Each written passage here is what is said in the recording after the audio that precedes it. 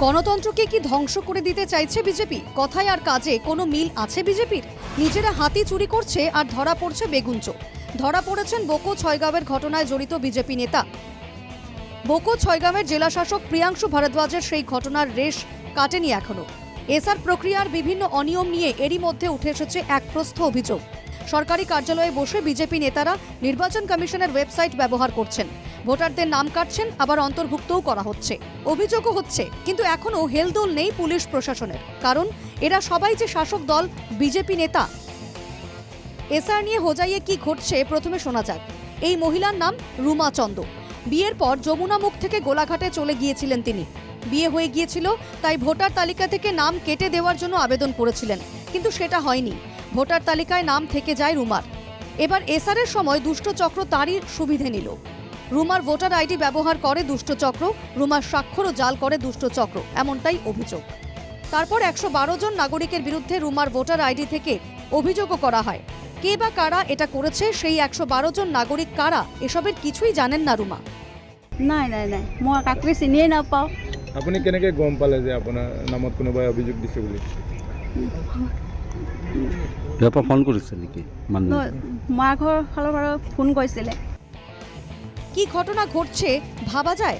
এভাবেই নোটিশ আসছে বিভিন্ন জনের কাছে। তিনি বিন্নাকান্দি কেন্দ্রের অন্তর্গত একজন বিএলও, নাম ইনাম উদ্দিন আনসারি। পূর্ব বান্দরমেলা এলপি স্কুলের প্রধান শিক্ষকও তিনি। এসআরের নোটিশ এসেছে তার নামেও, যিনি নিজেই সমীক্ষার দায়িত্বে, তার নামেও নোটিশ। ভাবা যায় কি চলছে এসব? ঘটনায় ক্ষোভ প্রকাশ করে অভিযোগ দাখিল করে হোজাই জেলা আমসু। সমগ্র এছাৰ প্ৰক্ৰিয়াটোত অবৈধ কাৰ্যকলাপ চলি আছে, য'ত প্ৰকৃত ভাৰতীয় ধৰ্মীয় মুছলমান লোকসকলে বিভিন্ন ধৰণৰ হাৰাশাস্তিৰ সন্মুখীন হ'বলগীয়া হৈছে। অবৈধ আপত্তি দৰ্শোৱাৰ লগে লগে সমগ্ৰ ছিষ্টেমটোৱে সেই অবৈধ আপত্তিৰ পক্ষত থাকি ভাৰতীয় লোকসকলক হেয়াৰিঙৰ নামত বিভিন্ন ধৰণৰ হাৰাশাস্তিৰ সন্মুখীন হ'বলগীয়া হৈছে। আমি মানি লৈছোঁ এইটো যে বিএলঅ ইয়াৰো এই সমগ্ৰ চক্ৰান্তত জড়িত হৈ আছে, আৰু যাৰ ফলত শ শ লোকৰ নামত ভুৱা আপত্তি দি হাৰাশাস্তি কৰা হৈছে। আমি দাবী জনাম হোজাই আৰক্ষীক যে এইসকলৰ চক্ৰক অনতিপলমে গ্ৰেপ্তাৰ কৰক, আৰু এগৰাকী সাধাৰণ মহিলা, বিবাহিত মহিলা যাৰ পৰিয়াল আছে, তেখেতৰ নাম ব্যৱহাৰ কৰি তেখেতক বিপদত পেলোৱাটো অন্যায় হৈছে, সাংঘাতিক ধৰণৰ কথা হৈছে, সম্পূৰ্ণৰূপে ফ্ৰড, জালিয়াতি। বহরমপুরের কামপুরেও এসআরের নামে ঘটছে এক আজব ঘটনা। সানখোলা পঞ্চায়েতের ৬ নম্বর ওয়ার্ডের ৫১ জন ভোটারের নামে এসেছে নোটিশ। অভিযোগ করেছিলেন বর্ণালী দাস নামে এক অপরিচিত মহিলা।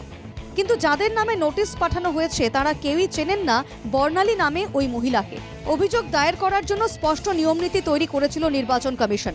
তাহলে কিভাবে অপরিচিত মহিলা সংশ্লিষ্ট সেই ভোটারদের নাম কেটে বাদ দেওয়ার জন্য অভিযোগ জানাতে পারেন? কিভাবে সেই অভিযোগ গ্রহণ করে নোটিশ পাঠায় কমিশন, এ নিয়েও প্রশ্ন। এয়া যদি আপুনি আমাক সময় দিয়ে, আমাৰ গোটেইখিনি মানুহৰ নাম এনআৰচিত অন্তৰ্ভুক্ত। যিবিলাক মানুহৰ নামৰ এগেইনষ্টত নোটিছ আহিছে, চবৰে নাম এনআৰচিৰ যিটো ড্ৰাফ্ট ওলাইছিলে তাত অন্তৰ্ভুক্ত আছে। প্ৰত্যেকজন মানুহ ইয়াৰে জন্ম। আৰু বৰঞ্চ মোৰ কথাটো যদি মই ক'ব যাওঁ, তেনেহ'লে মই জন্ম হোৱাৰ সময়ত যিজন মহিলা থাকে দায়ী বুলি কওঁ আমাৰ ভাষাত, সেই দায়ী মহিলাজনো আজি জিন্দা আছে, জীৱিত আছে, এই গাঁৱৰে। এতিয়া মই কেনেকৈ সন্দেহজনক হ'ম? তিনি ধুবড়ির জালাল উদ্দিন শেখ, ১২ নম্বর ওয়ার্ডের সুভাষনগরের আব্দুল আলীর ছেলে। ভোটার, আধার, প্যান কার্ড সবই আছে তার, আছে পাসপোর্টও। বিধানসভা, লোকসভা ও পুরসভাতেও একাধিকবার ভোট দিয়েছেন তিনি, কিন্তু ভোটার তালিকার বিশেষ সমীক্ষায় নাম কাটা গেছে তার।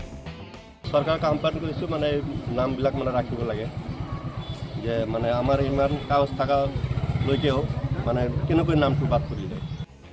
এভাবেই চলছে গোটা রাজ্যে। এইসব ঘটনার তদন্ত হবে তো? এইসব ঘটনার সঙ্গে জড়িত কারা প্রকাশ্যে আসবে তো? তাদের নাম, কোনো ব্যবস্থা নেওয়া হবে এদের বিরুদ্ধে? সন্দেহের আবর্তে রয়েছে গোটা অসম। কারণ বোকো ছয়গাঁওয়ের ঘটনা জলের মতো স্পষ্ট হলেও এখনো কোনো পদক্ষেপ নেওয়া হয়নি অভিযুক্তের বিরুদ্ধে। ফলে ঘটনা নিয়ে অভিযোগ দাখিল করেন বিধায়ক অখিল গগৈ। এতিয়া গোটেই গণতন্ত্ৰ ধ্বংস কৰিবৰ কাৰণে, গোটেই দেশখনক ধ্বংস কৰি দিবৰ কাৰণে তেওঁলোকে যি জাতিধ্বংসী কাম কৰিছে, ইয়াৰ বিৰুদ্ধে প্ৰশাসনে কঠোৰ ব্যৱস্থা গ্ৰহণ কৰিব। ইতিমধ্যে মই গৌৰৱ গগৈ ডাঙৰীয়াৰ লগত কথা পাতিছোঁ, লুৰিণজ্যোতি গগৈ ডাঙৰীয়াৰ লগত কথা পাতিছোঁ। আটাইবিলাক বিৰোধী দলে আমি ঐক্যবদ্ধভাৱে বোধহয় কাইলৈৰ পৰা একশ্যন আৰম্ভ কৰিম। গোটা বিষয়টি নিয়ে প্রতিক্রিয়া ব্যক্ত করেছেন প্রদেশ কংগ্রেস সভাপতি গৌরব গগৈও। ভোটার তালিকা এখন রাজনৈতিক হাতিয়ার, প্রশাসন পুলিশকে ব্যবস্থা গ্রহণ করতে হবে। হিমন্ত বিশ্ব শৰ্মা ডাঙৰীয়াৰ নেতৃত্বত আৰু বিজেপি দলৰ সভাপতি দিলীপ শইকীয়া দেৱৰ জুম মিটিঙৰ পিছত কিমান দললৈকে তেওঁ যাব পাৰে যে ইলেকশ্যন অফিচৰ কাৰ্যালয়ত সোমাই ৰাতি ভোটৰ তালিকাক এটা হতিয়াৰ হিচাপে তেওঁলোকে যে ব্যৱহাৰ কৰিবলৈ বিচাৰে এটা ৰাজনৈতিক হতিয়াৰ, তো আমি তীব্ৰ ভাষাৰে আমি গৰিহণা দিছোঁ আৰু আমি পুলিচৰ আমি একশ্যন বিচাৰোঁ। সব মিলিয়ে এসআর নিয়ে হাহাকার রাজ্যে। এসআরের নামে সাধারণ মানুষকে হেনস্থা করার অভিযোগ আসছে বিভিন্ন প্রান্ত থেকে। বিদ্যালয়ের শিক্ষক, চিকিৎসক, আইনজীবীর নামেও আসছে নোটিশ।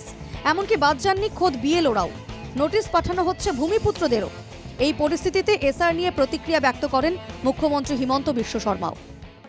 এছাৰতো কোনো বিতৰ্ক নাই। এছাৰত কোনজন হিন্দু মানুহৰ ঘৰত নটিচ আহিছে, কোনজন অসমীয়া মুছলিম মানুহৰ ঘৰত নটিচ আহিছে।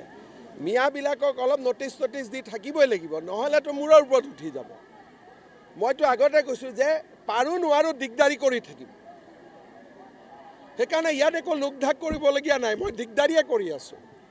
পাৰোঁ নোৱাৰোঁ পিছত হ'ব, কিন্তু দিগদাৰি কৰি থাকিব লাগিব। বুজি পাব লাগিব যে অসমীয়াই ক'ৰবাত নহয় ক'ৰবাত প্ৰতিৰোধ কৰি আছে, নহ'লে ক'তোৱে যদি প্ৰতিৰোধ নকৰোঁ এইটো দেখোন ৱাক অভাৰ পাই যাব। মুখ্যমন্ত্রী আশ্বাস দিলেও এসআর নিয়ে এই হেনস্থা আদৌ বন্ধ হবে তো? এই মুহূর্তে এটাই লাখ টাকার প্রশ্ন। Bureau report, NKTV Bangla.